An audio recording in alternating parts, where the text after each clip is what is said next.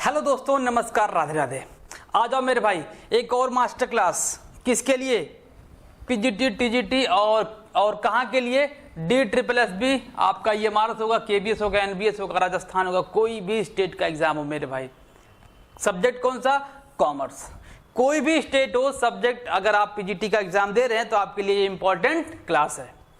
Master class का मतलब है कि हम पूरा निचोड़ कर आपको क्वेश्चन के माध्यम से समझाने का प्रयास करेंगे और कंसेप्ट के साथ समझाएंगे, ताकि आपको एक बार पढ़ो दोबारा पढ़ने की जरूरत ना पड़े। और ये टॉपिक कौन सा होने वाला है? व्यवसायिक संगठन। बड़ा ही इंपॉर्टेंट टॉपिक होता है व्यवसायिक संगठन किसी भी पीजीटी एग्जाम को क्वालिफाई करने के लिए। क्यों? क्योंकि यहाँ से 15 से 20 क्वेश्चन आपके किसी भी एग्जाम में आते हैं व्यवसायिक संगठन और प्रिंसिपल ऑफ मैनेजमेंट का। ये दोनों पार्ट आपका स्टार्ट हुआ है और हम यकीन मानिए कि कम से कम यहाँ से 500 प्लस क्वेश्चन इसी टॉपिक से करने वाले हैं। ठीक है, तो आज पार्ट 2 होने वाला है। पार्ट 1 हम लोगों ने कर लिया है। आप उम्मीद है कि आप लोगों ने उसको देखा होगा। आ जाओ देखते हैं आज का पहला क्वेश्चन। पहला क्वेश्चन क्या है मेरे भाई? आप बड़े ही इत्मीनान से पहले क्वेश्चन पढ़ लीजिए, इसके बाद इसका सोल्यूशन आप एक बार अपने मन से लगाइए, इसके बाद मैं आपको आंसर बताता हूं। ठीक है, क्वेश्चन क्या कह रहा है कि Taylor famous book entitled the principle of scientific management was published in the year. Taylor की प्रसिद्ध पुस्तक the principle of scientific management किस वर्ष प्रकाशित हुई थी? ये तो सबको याद होगा भाई, 1911 में प्रकाशित हुआ था, है ना। जो टेलर ने बुक लिख रखा है उसका प्रकाशन 1911 में हुआ था। अब मैटर यहां फंसता, 1911 में तो हुआ था, लेकिन ये बताओ प्रिंसिपल ऑफ साइंटिफिक मैनेजमेंट में टेलर ने कहा क्या था? और साइंटिफिक मैनेजमेंट के जो फादर हैं वो टेलर को ही कहा जाता है। आप यहां से भी इसको भी ध्यान रखिएगा। वैज्ञानिक जो सिद्धांत है वो किसका है? टेलर का है, इसीलिए इसके जन्मदाता टेलर को कहा जाता है। और किस बुक में दिया गया था? प्रिंसिपल ऑफ साइंटिफिक मैनेजमेंट में। अब आ जाओ, मजे की बात है कि जो साइंटिफिक मैनेजमेंट है इसमें टेलर ने कुल 4 प्रिंसिपल का उल्लेख किया है। कितने? 4 प्रिंसिपल का। पहले कह रहा है कि किसी भी काम को क्या करना है? वैज्ञानिक तरीके से करना है, ना कि अंगूठा टेक। मैं शॉर्ट में लिख रहा हूं, ना कि अंगूठा टेक। पहला हो गया, ठीक है। दूसरा इसमें है, ये पहला था। दूसरा देख लो, कह रहा है कि समन्वय के सिद्धांत को यहां पर बताया गया। तीसरा देख लो, तीसरा क्या था यहां पर? तीसरा आपका था जो भी कर्मचारी का सिलेक्शन होगा वो कैसे होगा? वैज्ञानिक पद्धति से होगा, वैज्ञानिक पद्धति से होगा। और उनका प्रशिक्षण भी कैसे होगा? वैज्ञानिक तरीके से होगा। और जो सिलेक्शन होगा वो जो प्रशिक्षित होके आया हुआ है वो भी वैज्ञानिक तरीके से ही प्रशिक्षित होके आया होगा, उसी का सिलेक्शन होगा और इसके बाद वैज्ञानिक तरीके से उसको प्रशिक्षित भी किया जाएगा। बात समझ में आ गई? आ जाओ चौथा देख लो। चौथा कौन सा सिद्धांत है? लाइट चली गई क्या?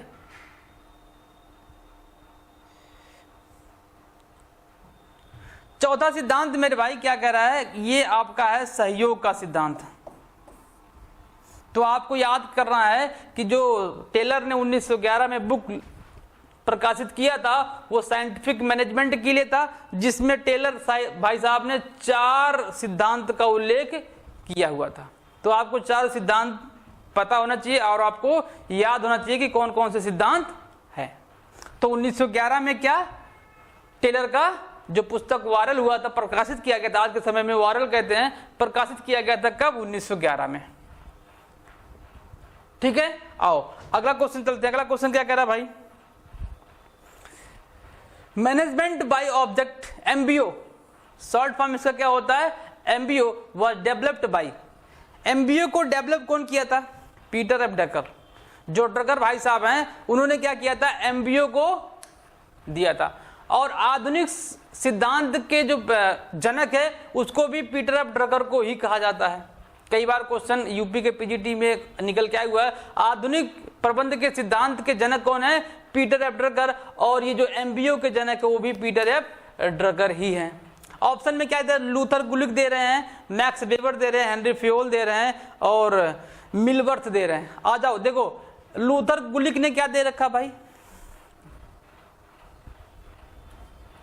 ये क्वेश्चन तो कह रहा है ना कि उद्देश्य द्वारा प्रबंध मैनेजमेंट बाय ऑब्जेक्ट, एमबीओ जो शॉर्ट फॉर्म है, द्वारा किससे विकसित किया गया, तो सीधा सीधा आंसर है पीटर एफ ड्रकर, है ना।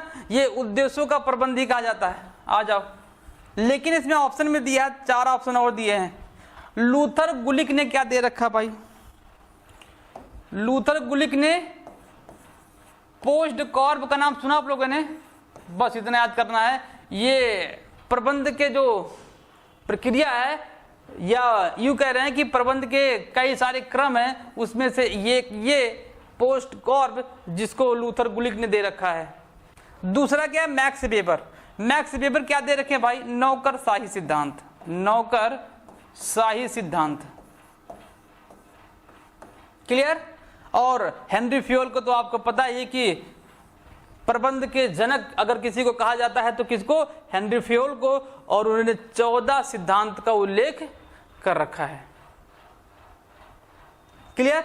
नेक्स्ट क्वेश्चन पे चले, आ जाओ। अगला क्वेश्चन क्या कह रहा है, नौकरशाही सिद्धांत। अभी जस्ट देखो पिछले वाले क्वेश्चन में हम लोगों ने चर्चा किया नौकरशाही सिद्धांत। नौकरशाही सिद्धांत किसने दिया है, मैक्स वेबर। हेनरी फ्योल ने 14 सिद्धांत, टेलर ने वैज्ञानिक सिद्धांत का उल्लेख किया है, लूथर गुलिक ने पोस्ट कॉर्प को बताया है। तो ये आपका चारों ऑप्शन का आंसर देखो, नौकरशाही सिद्धांत पूछा, पहला ऑप्शन सही है मैक्स वेबर, लेकिन हेनरी फ्योल ने 14 सिद्धांत, और डब्ल्यू टेलर ने साइंटिफिक सिद्धांत, और लूथर गुलिक पोस्ट कॉर्प का सिद्धांत इन्होंने दे रखा है, क्लियर। आगे चलें, आओ नेक्स्ट क्वेश्चन देखते क्या कह रहा है। Which of the following is not an aim of scientific management. ये आपसे कह रहा है कि साइंटिफिक मैनेजमेंट का इसमें से कौन सा उद्देश्य नहीं था, साइंटिफिक मैनेजमेंट बनाने का निम्न में से कौन सा उद्देश्य नहीं है। मतलब कि अगर साइंटिफिक मैनेजमेंट बनाया गया उसका कोई ना कोई मोटिव रहा होगा, ये पूछा उसमें से कौन सा ऐसा है जो मोटिव नहीं है। आ जाओ देखते हैं। साइंटिफिक मैनेजमेंट इसलिए बनाया गया था ताकि इंक्रीज किया जा सके प्रोडक्ट को, उत्पादन में वृद्धि करना और क्वालिटी कंट्रोल करना, गुणवत्ता पर नियंत्रण करना, ये भी था उसका मोटिव। दूसरा कह रहे कॉस्ट रिडक्शन, मेन मोटिव यही था कि कॉस्ट में कमी कैसे लाया जाए। अगर कॉस्ट में इंक्रीजिंग होता रहेगा तो प्रॉफिट क्या हो जाएगा, वहां पर कम होता रहेगा, तो किसी भी व्यवसाय को उतना मजा नहीं आएगा जितने तरीके से वो करना चाहता है। इसलिए क्या किया गया, साइंटिफिक मैनेजमेंट में ऐसे प्रावधान किए गए, ऐसे प्लानिंग किए गए जिससे लागत में कमी आना शुरू हो गया। प्रोत्साहन मजदूरी, हाँ मेरे भाई, प्रोत्साहन मजदूरी का भी यहाँ पर उल्लेख किया गया। मतलब क्या है, जैसे जैसे कोई भी वर्कर काम करेगा, जितना उसके अंदर इफिशियंसी आएगी उसका सैलरी उसी के अकॉर्डिंग डिसाइड किया जाएगा, ना कि सबका समान होगा, क्लियर। समानता यहां पर नहीं देखा जाएगा, जैसे जिसकी इफिशियंसी होगी किसमें, काम करने में, वैसे उसका सैलरी भी डिसाइड होगा, ना कि समानता के आधार पर। तो प्रोत्साहन मजदूरी का भी उल्लेख किया गया है। सुविधाजनक दायित्व यहां पर नहीं उल्लेखित है। सुविधाजनक दायित्व क्या होता है मेरे भाई, कोई ऐसा दायित्व नहीं है जो सुविधा, मतलब हाँ भाई किसी कर्मचारी को उसके अनुसार उसको दायित्व दिया जाए, नहीं, सुविधाजनक दायित्व का उल्लेख यहां पर नहीं है। तो साइंटिफिक मैनेजमेंट का ये 4 मोटिव तो था, लेकिन ये 5वां मोटिव नहीं था, क्लियर। अगले क्वेश्चन पे चले, आ जाओ नेक्स्ट क्वेश्चन चलो। Henry Fayol divided the administrative activities into, प्रशासनिक गतिविधियों को हेनरी फ्योल ने कितने भागों में बांट रखा है, 6 भागों में मेरे भाई। ऑप्शन क्या है, 2, 4, 4, ऑप्शन क्या है 6 ग्रुप में बांट रखा, 6 ग्रुप में इन्होंने बांट रखा है। क्या क्या है लिख लें, आ जाओ। मैं एक तरीका बताता हूं इसको याद करने का, याद कर लोगे आसानी से। इसको एक क्रम में डिसाइड कर देता हूं ताकि आपको याद करने में आसानी हो। क्या है, वाणिज्यिक तकनीक, इसमें आ जाओ प्रबंधकीय सुरक्षा, और वित्तीय लेखांकन। हो गया ना मेरे भाई? 6 एक मैंने सेंटेंस बना दिया कि वाणिज्यिक तकनीकी प्रबंधकीय सुरक्षा वित्तीय लेखांकन। ये देखो ये 6 हैं। क्या है? 6। पहला ये है, दूसरा ये है, तीसरा ये है, चौथा, पांचवा एंड छठा। वाणिज्यिक गतिविधियां, तकनीकी गतिविधियां, प्रबंधकीय गतिविधियां, सुरक्षात्मक गतिविधियां, वित्तीय गतिविधियां और लेखांकन गतिविधियां। इसको एक सेंटेंस में आप याद कर लो, कोई दिक्कत नहीं है। वाणिज्यिक तकनीकी प्रबंधकीय सुरक्षा वित्तीय लेखांकन याद हो गया। क्या पता आपसे इसमें से पूछ ले कि फेयोल भाई साहब के द्वारा दिया गया प्रशासनिक गतिविधियों में से निम्न में से कौन नहीं है या कौन है, तो आपको ये भी याद होना चाहिए। और कितने हैं? 6। आपको ये भी याद होना चाहिए। क्लियर? आगे चले, चलो नेक्स्ट क्वेश्चन चलते हैं। क्या है? The classical organization theory treat organizes as on. क्या कह रहा है? संगठन का परंपरागत सिद्धांत एक संगठन को मानता है। क्या मानता है? जो परंपरागत सिद्धांत था मेरे भाई, वो क्या था? प्योरली जो कर्मचारी वहां पर काम करते थे और जो व्यक्ति वहां पे थे, वहां पर उनके बीच में संबंध एकदम से लिमिट था, सीमित संबंध थे। तो इस टाइप के जो परंपरागत तरीके से प्रबंधकीय व्यवस्था थी उसे बंद व्यवस्था कहा जाता था। परंपरागत। आज के समय में पूरा ओपन है। वहां पर जो कर्मचारी काम करते हैं और जो व्यक्तियों के द्वारा मैनेजमेंट किया जाता है, लगभग क्या होते हैं वहां पर ओपनली होता है।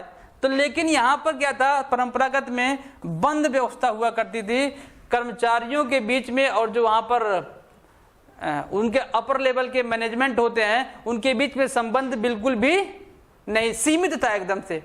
लेकिन आज के समय में आधुनिक समय में क्या है? वो खुली व्यवस्था है। परंपरागत में क्या था? वो बंद व्यवस्था हुआ करता था। ठीक है, आ जाओ नेक्स्ट क्वेश्चन पे चलते हैं। क्या कह रहा है next question? Which one of the following is not a mechanism of managing stress?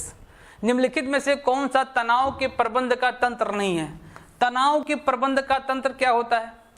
एक टाइप का आपको मैकेनिज्म बनाया गया जिसमें 5-6 ऐसे तंत्र बनाए गए जिसका उल्लेख किया गया इस मैकेनिज्म में। आपसे ये पूछ रहा है कि निम्न में से कौन सा नहीं है, तो परित्याग इसका ऑप्शन है कि इसमें से वो पार्ट नहीं है। बाकी संज्ञानात्मक कार्य समृद्धिकरण और नेटवर्किंग उसके पार्ट हैं। और क्या है देख लो, और क्या होगा? जैसे ये 3 तो दिया गया है, और क्या है मेरे भाई? तनाव के प्रबंध के तंत्र में देखो संज्ञानात्मक कार्य समृद्धिकरण, नेटवर्किंग, ऑटोजेनिक, कलात्मक अभिव्यक्ति और विश्राम तकनीकी 6 पार्ट बनाए गए हैं। ये 6 में से आपका 3 आपके ऑप्शन में दिया था, 2 नहीं दे रखा था, 1 नहीं दे रखा था। तो ये आपके तनाव प्रबंध के तंत्र हैं। आप इसको जरूर लिखिएगा और इसको याद कर लीजिएगा। देखो सीधा क्वेश्चन आपसे पूछा कि बताओ इसमें से कौन सा तनाव प्रबंध का पार्ट नहीं है, तो ये आपके 6 हैं, बाकी 1 उसमें से नहीं था, परित्याग। क्लियर? नोट डाउन कर लो इसको भाई।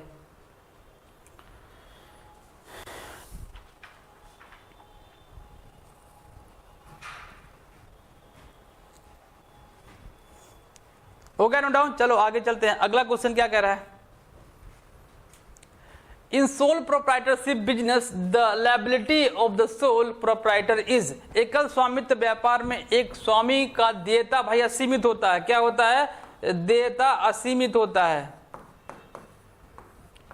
जो उसकी लायबिलिटी होगी वो असीमित होगी। मतलब कि यदि उसका जो व्यवसाय है अकेला ही शुरू किया है, अकेला ही वाइंड अप करेगा। जब उसका व्यवसाय बंद होगा या दिवालिया की कंडीशन में होगा, किसी भी कंडीशन में बंद होने की कंडीशन में आएगा, तो जो लायबिलिटी होगा उसका पेमेंट उसके बिजनेस को बेचने के बाद तो होगा ही होगा। अदरवाइज क्या होगा? उसका जो पर्सनल एसेट्स होंगे उसको भी बेचा जाएगा। यदि उस संपत्ति से जो व्यवसाय में लगा उससे रिकवर नहीं होता है तो उसके पर्सनल संपत्ति को भी बेचकर लायबिलिटी को रिकवर करने का प्रयास किया जाता है। इसीलिए ये जो एकल स्वामित्व होता है इसका मेन भाई लिमिटेशन भी असीमित दायित्व ही होता है, अदरवाइज इसका जो देयता होता है वो असीमित होता ही है। तो ये इसका सी ऑप्शन सही है कि इसका जो दायित्व होता है वो असीमित होता। क्लियर? आ जाओ नेक्स्ट क्वेश्चन पे चलते हैं। एकल स्वामित्व संगठन के दोषों में से एक है, अभी मैंने बताया ना, लिमिटेशन, असीमित दायित्व, गोपनीयता भाई एकल स्वामित्व में रहती ही रहती है।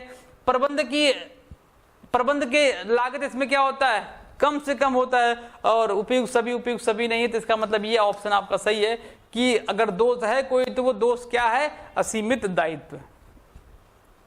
क्लियर? असीमित दायित्व इसके दोष हैं।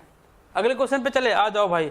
नेक्स्ट क्वेश्चन क्या कह रहा है, the structure of an organization in which there is separation of the ownership and management is called. कह रहा है कि किसी भी संगठन में यदि स्वामित्व और प्रबंधन को अलग माना जाता है तो उस निम्न में से कौन सा है। देखो, एकल स्वामित्व में उसका प्रबंधन जो स्वामी होता है वही करता है, तो इसको अलग नहीं मान सकते।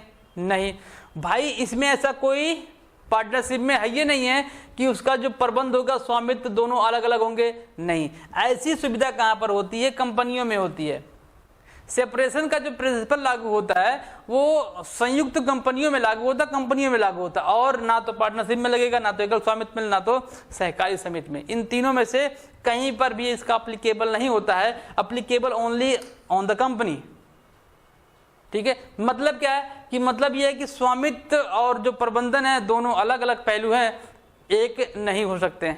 इसका जो सिद्धांत कहता है, यहां पर इस सिद्धांत के अकॉर्डिंग ड्राइंग का कंसेप्ट निकल के आता है। यदि व्यवसाय के प्रबंध के स्वामी के द्वारा क्या निकाला जाता है, पर्सनल यूज के लिए कुछ निकाला जाता है, तो वहां पर आहरण का कंसेप्ट निकल कर आता है। तो प्रबंध और स्वामित्व दोनों क्या हैं, अलग अलग हैं। यही सेपरेशन का सिद्धांत आपसे कहता है।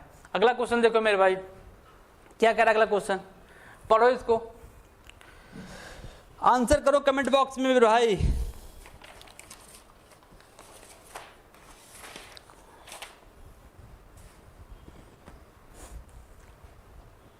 हो गया, पढ़ लिया, आंसर कर लिया, सिंपल क्वेश्चन है ना।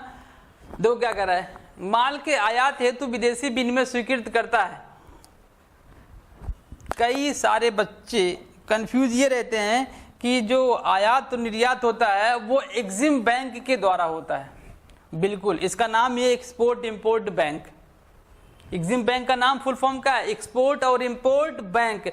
तो माइंड में आएगा अगर ये एग्जिम बैंक ही आयात निर्यात का काम करता है तो फंडिंग भी यही करता होगा। नहीं मेरे भाई, फंडिंग का काम कौन करता है, आरबीआई के द्वारा किया जाता है।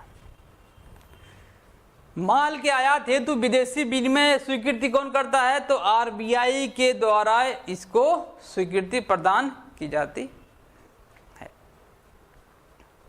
आरबीआई क्या होता है, आरबीआई भारत का सेंट्रल बैंक है, केंद्रीय बैंक है, जिसको राष्ट्रीयकरण के रूप में 1935 में लागू किया गया था। 1935 में इसका राष्ट्रीयकरण किया गया था। ठीक है, तो ये क्वेश्चन आपको ध्यान में रखना है। आगे अगला क्वेश्चन चलते हैं, आ जाओ भाई।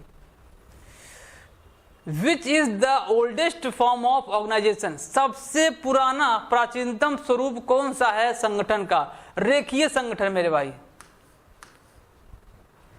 रेखीय संगठन क्या होता है, सबसे पुराना संगठन माना जाता था। अभी हम लोगों ने एक कंसेप्ट देखा, क्या, बंद कंसेप्ट ना, बंद व्यवस्था। ये इसी का पार्ट है कि भाई जो भी ऊपर से दायित्व का प्रभाव कहां से होगा, ऊपर से नीचे होगा, नीचे से ऊपर नहीं होगा। सेम कंडीशन, बंद व्यवस्था भी ऐसे ही सेम है।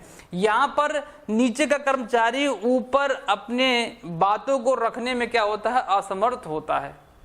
केवल फ्लो कहां से होगा, ऊपर से होगा, नीचे से कोई फ्लो नहीं होता है। इसीलिए इसे क्या कहा जाता है, रेखीय संबंध कहा जाता है। रेखीय संबंध, रेखीय प्लस स्टाफ एक संबंध बनता है ना, तो वहां पर ऊपर से नीचे, नीचे से ऊपर दोनों जा सकता है। लेकिन यहां पर रेखीय संगठन में केवल दायित्व का प्रभाव ऊपर से होता है, ना कि नीचे से जाएगा। क्लियर? तो सबसे पुराना संगठन कौन सा है, रेखीय संबंध। ठीक है, अगला देखो, आ जाओ अगला question. One man control is the best in the world is a statement. ये जो कह रहा है कि एक व्यक्ति का नियंत्रण विश्व में सर्वोत्तम है, यह कथन किसका है? भाई 62 साहब ने दिया हुआ है। ऐसे कंसेप्ट को बस आपको याद करना, इसमें कुछ है नहीं। कह रहा है कि एक व्यक्ति अगर है तो उसका कंट्रोल अगर उसी काम पर हो तो सर्वोत्तम कंट्रोल माना जाता है। ये विलियम आर बैसेट ने कह रखा है। बस आप इसको याद कर लेना, स्टेटमेंट किसने दिया है, इसमें कौन सा कंसेप्ट है। ठीक है, नेक्स्ट क्वेश्चन चलते हैं। Consumer cooperative store is set by the, जो उपभोक्ता सहकारी भंडार होता है वो गठित कौन करता है? आप बताओ। सहकारी भंडार का गठन करता है सहकारी समिति के अंदर जो वहां पर सदस्य होते हैं, मेंबर होते हैं। मेंबर के द्वारा ही क्या किया जाता है?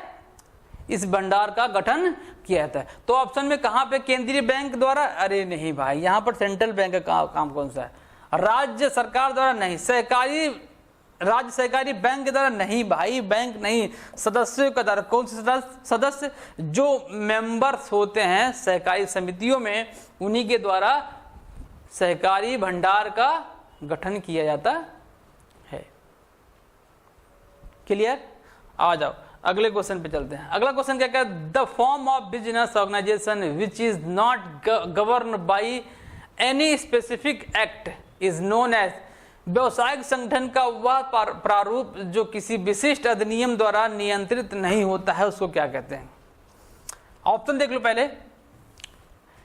साझेदारी कब कैसे गठित होती है? उसका एक्ट बना हुआ है, एक्ट का नाम है पार्टनरशिप एक्ट 1932। तो ये ऑप्शन हो नहीं सकता। सहकारी समिति 1912 इसका एक्ट का नाम है। कंपनी 1956 या फिर 2013, ये इसके हैं। क्या एकल स्वामित्व का कोई एक्ट बना हुआ है? तो ऑप्शन है किसका? कोई एक्ट नहीं बना हुआ है। कहने का मतलब है, पूछ रहा है कि कोई ऐसा जो इसमें है जिसका कोई एक्ट ना हो। तो एक्ट किसका नहीं है? सोल प्रोप्राइटर का कोई भी एक्ट नहीं है। भाई आप क्या कर सकते हैं? आप कोई छोटा सा दुकान खोल रहे हैं तो उसके लिए कोई एक्ट का जो प्रोविजन उसको फॉलो करना है? बिल्कुल भी नहीं करना है। कोई इसका अधिनियम नहीं बनाया गया है। आप अपना दुकान स्वेच्छा से अपने गांव में जहां पर है आप खोल सकते हो। उसी तो कहते हैं एकल स्वामित्व का व्यवसाय। और क्या है? एकल स्वामित्व का व्यवसाय ये जो हर नुक्कड़ चौराहे पे दुकान खुली हुई है, एक बंदा बैठ के कोई बिजनेस कर रहा हुआ, तो एकल सोल प्रोप्राइटर तो यही तो है। तो इस कंडीशन में कोई एक्ट लागू नहीं होता है। ठीक है, नेक्स्ट क्वेश्चन चलते हैं। निम्नांकित में से कौन एक एकाकी व्यापार की विशेषता नहीं है? विशेषता पूछ रहा है। एकाकी व्यवसाय की विशेषता क्या क्या है? एकल स्वामित्व, ये तो है ये मेरे भाई एकाकी व्यापार का। आसान स्थापना करने में आप चाहो तो दुकान आराम से खोल सकते हो, कोई दिक्कत है क्या? कोई दिक्कत नहीं। आसान समापन, खोल के बंद कर दो, किसी का क्या जाता है? नहीं चल रहा था बंद कर दो, बवाल खत्म। तो आसान समापन भी है। सीमित दायित्व, ऐसा क्या? नहीं, सीमित दायित्व नहीं मेरे भाई। ये क्या होता है? यहाँ पर असीमित दायित्व होता है। ये इसकी विशेषता नहीं हो सकती। इसका मतलब आंसर कौन सा है? डी आंसर सही है कि सीमित दायित्व नहीं होता है। क्या कौन सा दायित्व होता है? यहाँ पर असीमित दायित्व होता है। और क्षेत्र क्या होता है? कभी कभी क्वेश्चन पूछता है कि ये बताओ कि यहाँ पर दायित्व और क्षेत्र, ऐसा क्वेश्चन में लिख दिया जाए, दो लिख दिया जाए, तो दायित्व असीमित है और क्षेत्र क्या है? सीमित है। तो ये आपका बनेगा। जिस जगह पे जो लिखा होगा उसके अकॉर्डिंग हम आंसर करेंगे। अगर दायित्व आगे लिखा हो तो असीमित और क्षेत्र पीछे लिखा हो तो सीमित, उल्टा है तो सीमित और असीमित कर देंगे। आंसर आपको ऐसे देना है। क्लियर? अगला क्वेश्चन देखो। Globalization enhance the international follow of, जो कह रहा है कि भूमंडलीकरण मुख्य रूप से अंतर्राष्ट्रीय प्रभाव में वृद्धि करता किसका? यदि पहले ये देख लो ग्लोबलाइजेशन होता क्या है। पूरे जो वर्ल्ड में देश हैं और देश के जो मार्केट हैं सबको एक माना जाता है। सबसे पहली बात क्या है? सबको एक माना जाता है। सबको एक माना जाता है।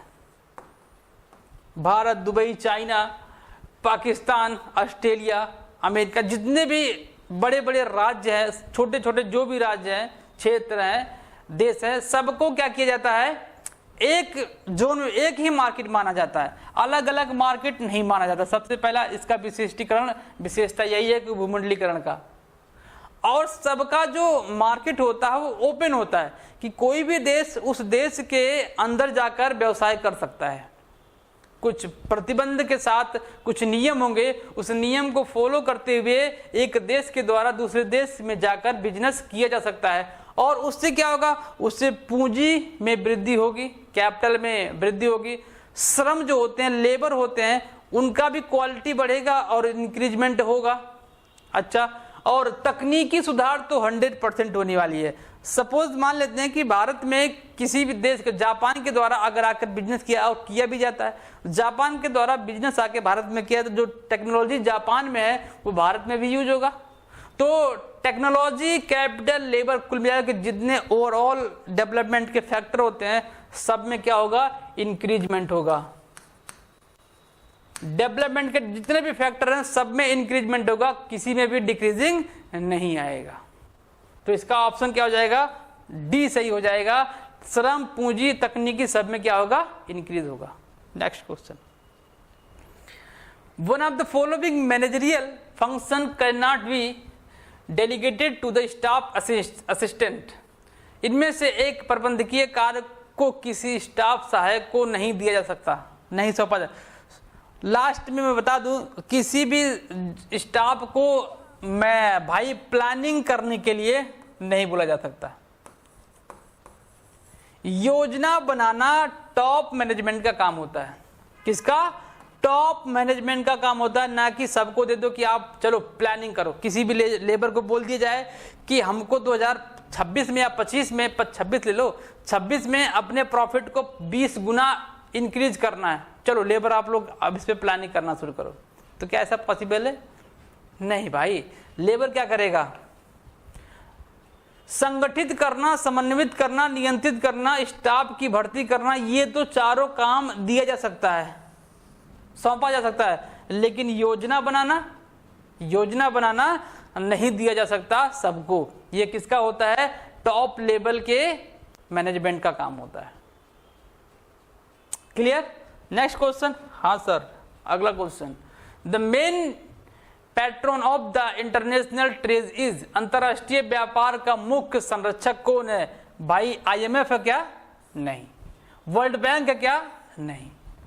WTO है क्या, हाँ भाई। अंतरराष्ट्रीय व्यापार का मुख्य संरक्षक कौन है, WTO। ये बना कब था, 1 जनवरी 1995 को इसका गठन किया गया था। प्रेजेंट में इसमें कितने मेंबर हैं, 164 देश इसमें मेंबरशिप लिए हुए हैं। क्लियर। तो 164 देश हैं, गठन कब हुआ था, यहां पर। क्लियर। 1 जनवरी 1995 को। और कुछ इसमें क्या याद करना भाई, डायरेक्ट इसमें क्वेश्चन पूछता है। WTO किसका संरक्षण करता है, इंटरनेशनल ट्रेड का। कब बना था, 1995। और प्रेजेंट में इसमें कितने देश शामिल हैं, 164। IMF क्या है, इंटरनेशनल मनी फंड। मनी शब्द जुड़ा, इसका मतलब क्या है कि कई देशों को ये फंडिंग करता है। ये दोनों जो हैं, वर्ल्ड बैंक और IMF, दोनों 1944 में गठित किए गए थे। सम्मेलन कौन सा था, ब्रेटन वुड्स सम्मेलन में इसका गठन किया गया था। जब इनका गठन किया गया, उस सम्मेलन के दौरान 189 देश उसमें शामिल थे। ठीक है, 189 देश ब्रेटन वुड्स सम्मेलन में शामिल थे। और इनके गठन में अभी तक देखो, अंतरराष्ट्रीय में 190 देश शामिल हो गए हैं, लेकिन वर्ल्ड बैंक में अभी भी 189 देश ही मेंबरशिप के रूप में शामिल है। ये वर्ल्ड बैंक का क्वेश्चन आपका EMRS जो पिछली बार एग्जाम हुआ, अभी रिसेंटली में एग्जाम करा के ज्वाइनिंग करवाया है, ये पूछा था कि वर्ल्ड बैंक ने अपना काम कब शुरू किया था। 1944 में तो बना था। जो औपचारिक रूप से काम शुरू किया गया था 27 दिसंबर को 1945 को शुरू किया था। अच्छा, गठन कब हुआ था? 44 में। औपचारिक रूप से बात कर रहा है, यहां पर ये ऑप्शन में ही नहीं था, आपके पेपर में ऑप्शन में नहीं था। कहने का मतलब है कि औपचारिक नहीं, नियमित रूप से काम शुरू कब किया था? तो 1946 ऑप्शन में था मेरे भाई। और यही है कि एकदम से सही तरीके से वर्ल्ड बैंक ने काम कब शुरू किया था? 1946 से शुरू करना किया था। 27 दिसंबर 1945 को औपचारिक रूप से काम शुरू किया था, लेकिन सही रूप से 1946 में कर दिया था। आगे चले, आ जाओ। आईडीए क्या है? आईडीए वर्ल्ड बैंक का एक पार्ट है। वर्ल्ड बैंक कोई इकलौता एक बैंक नहीं है, वर्ल्ड बैंक में 5 बैंक शामिल होते हैं, उसमें से आईडीए भी एक शामिल है। वर्ल्ड बैंक को IBRD एक बैंक है, इसी को वर्ल्ड बैंक के रूप में जाना जाता है। 5 बैंकों में IBRD जो उसका टॉप बैंक होता है, बैंक है, उसी को वर्ल्ड बैंक के रूप में जाना जाता है। ठीक है, आ जाओ। लास्ट क्वेश्चन आज का क्या है कि which among the following is the part of management process. Management process का निम्नलिखित में से कौन सा पार्ट नहीं है? ये पूछ रहा है प्रक्रिया। क्या पूछ रहा है भाई? प्रक्रिया पूछ रहा है मेरे भाई।